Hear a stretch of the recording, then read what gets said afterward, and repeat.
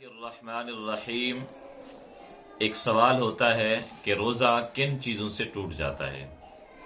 تو سمجھ لیں، اگر کوئی بندہ جان بوجھ کر پانی پی لے، کھانا کھا لے اور بیوی سے ہم بستری کر لے تو اس سے روزہ ٹوٹ جائے گا، قضا بھی ہوگی اور کفارہ بھی ادا ہوگا۔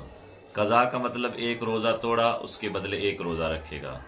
کفارہ کا مطلب یہ ہے کہ 60 مسکینوں کو 2 وقت کا کھانا کھلائے، اور نمبر 2، اگر یہ نہیں کر سکتا تو 60 روزے مسلسل رکھے کہ درمیان میں کسی روزے کا ناغہ نہ ہو۔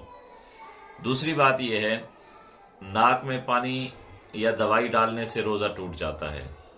منہ کے اندر کلی کرتے ہوئے حلق میں پانی چلا گیا تو روزہ ٹوٹ جائے گا، اور کان میں غسل کرتے وقت پانی چلا گیا یا دوائی ڈال بیٹھا تو اس سے بھی روزہ ٹوٹ جائے گا۔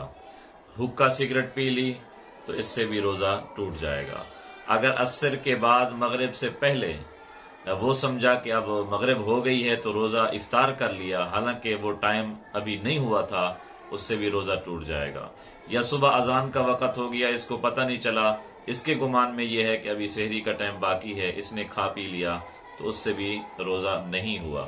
لیکن ان چیزوں کے کرنے سے، یعنی ناک میں دوائی ڈالنے سے، کان میں دوائی ڈالنے سے، کلی کرتے وقت حلق میں پانی چلے جانے سے، حقہ سگریٹ پینے سے، اور عصر اور صبح کے وقت غلطی سے کھا پی لینے سے کہ ٹائم ہو گیا، وہ کھا پی لیا حالانکہ ٹائم نہیں ہوا تھا، یا ٹائم ابھی سحری کا باقی ہے اور اس نے کھا پی لیا، تو اس سے قضا واجب ہوگی، کفارہ واجب نہیں ہوگا، یعنی روزے کے بدلے میں روزہ رکھ لے۔